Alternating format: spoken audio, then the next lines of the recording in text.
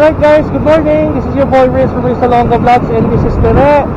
Yan, so we are here sa EDSA at this moment. It's a Good Friday. Around 3 in the morning, no? So, magtataka kayo bakit kami nasa EDSA ng ganitong oras on a Good Friday. Kasi po, dahil kami ay pupunta ng Tagaytay.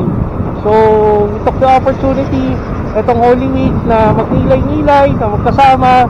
So, pupunta po kami ng Tagaytay ngayon. Pupuntahan natin sa Tagaytay ay yung dati namin binilhan ng last year. Kung mapapansin niyo yung Cool Sweets.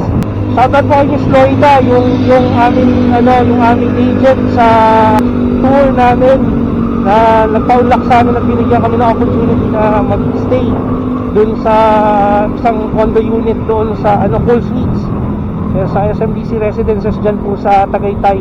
Tamang-tama yung biyahe namin. Dito kami sa EDSA. Wala masyadong bumabiyahe. Kung makikita ninyo sa harap, ayan, so wala, no? At chill lang yung ride. Ano bang ma-expect natin ngayong araw na to? Well, this is going to be a couple of days na biyahe namin, no? So ilang araw din kami doon maglalagay hanggang weekend na to. Nakakapanibago tong EDSA, guys, ng walang sasakyan. Siguro na Good Friday, no? Parang ang weird kasi tas madaling araw, tas ito lang, kami lang, ilan lang yung nandito sa daan, literally speaking. Kaya naman, tas malamig yung panahon, no? Talaga sinadya namin na madaling araw umalis para hindi kami sasabay sa mga tao or sa mga motorista. Plus, at the same time, kaya napansin ko din na onti lang yung nagbabiyahe ibon sa gabi kasi mahal po yung gas ngayon, no? Kanina nagpagas ako, ang gas is nasa 91 something per liter yung unleaded po at talagang apektado tayo nung Middle East war sa Iran. Nagdadasal po namin lahat ng mga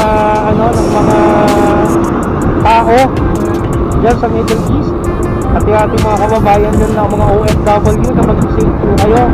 At sana gabayan kayo ng ating Diyos, ating pong may kapal. At sana matapos na magkaroon ng magandang resolution ng sigalat na nangyayari sa Iran para maging okay naman na po ang lahat ng takbo ng komerso, ng political stability dyan. So, at para hindi din tayo apektado kasi talagang affected po tayo ng paggalaw ng yung sa langis po. Once na nagkaroon ng war, kasi syempre ipitin nila yung langis, mahirapan. Ayun, at this point, nandito na po kami sa may bandang Makati na gusto ng biyahe, no? Kasi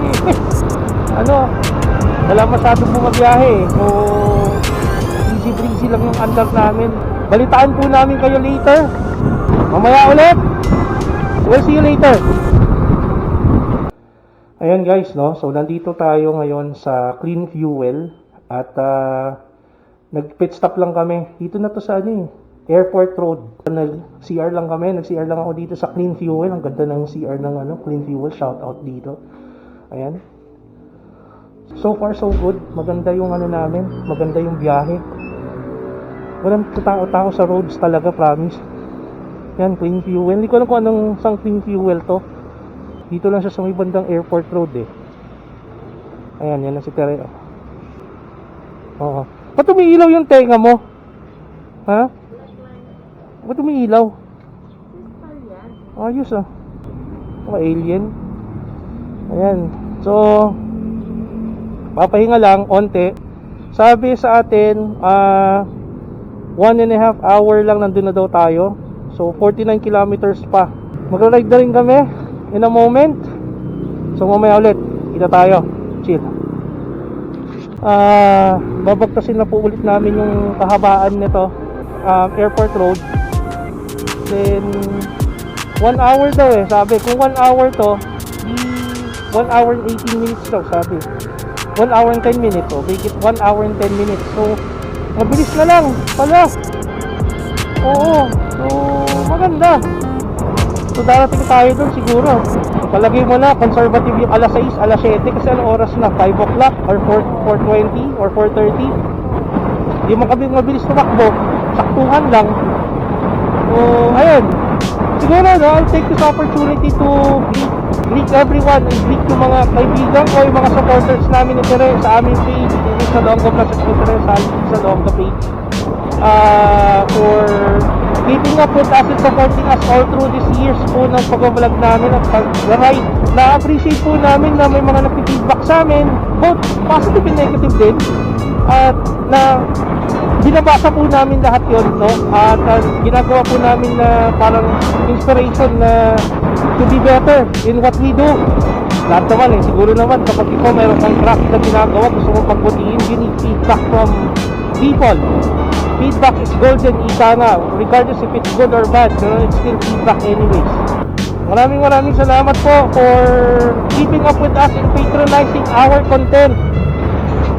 We so much appreciate your patronage at support.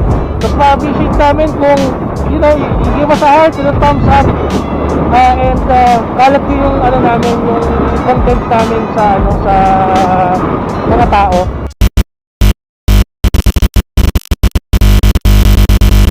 Na disgrasya.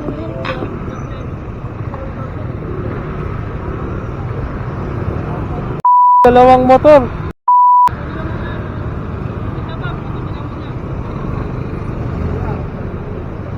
Nahilo pa.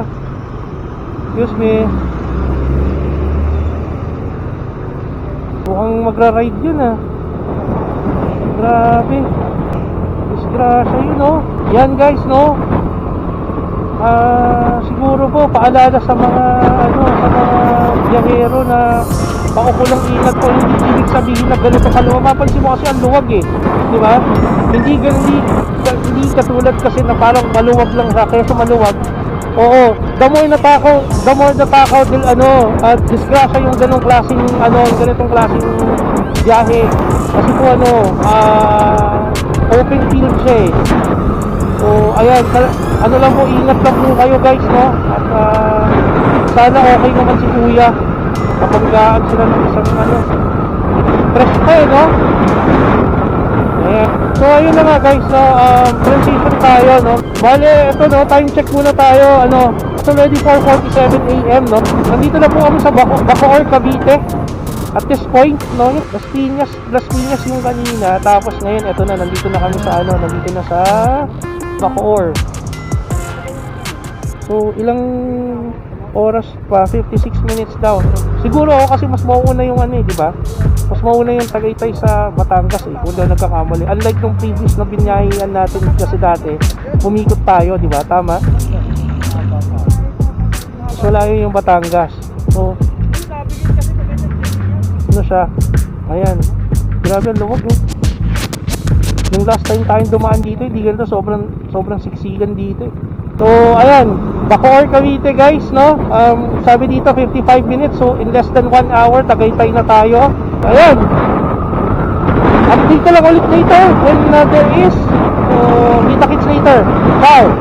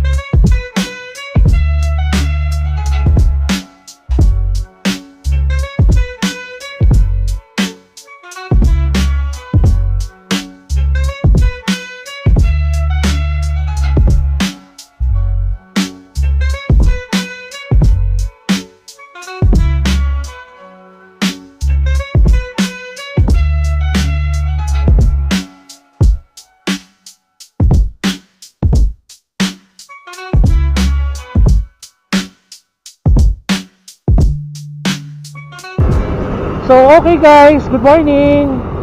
Time check, it is already 5:44 in the morning. Nandito na po kami ngayon finally sa Tagaytay. Ayan, medyo napaaga kami ng dating. Di namin expect na ganito kaaga yung dating namin. Nakakatuwa, pero ayun, wala pa, since maaga pa, wala pang commercial dito. Pero maraming na pumunta dito pa nila punta yung mga naglalay. Mamaya pa yung check-in namin ng 2 o'clock dun sa condo na nirentahan namin. Most likely during the morning maglilibot-libot muna kami at para makita namin tong lugar na to. So we'll keep you posted po sa mga gagawin namin sa mga susunod na oras. Pero in the meantime, ito po siya. This is what it is. Ayan. But it's great to be back after 1 year, no? Tere, ito na po kami ulit nandito at marami kaming oras ngayon. Ayan. Noong last year, compressed yung oras namin eh. Hindi na masyadong ano. Pero ngayon, we saw to it na ano talaga, na dinano namin itong biyahe na to. So ayan, till later guys ha. Chill.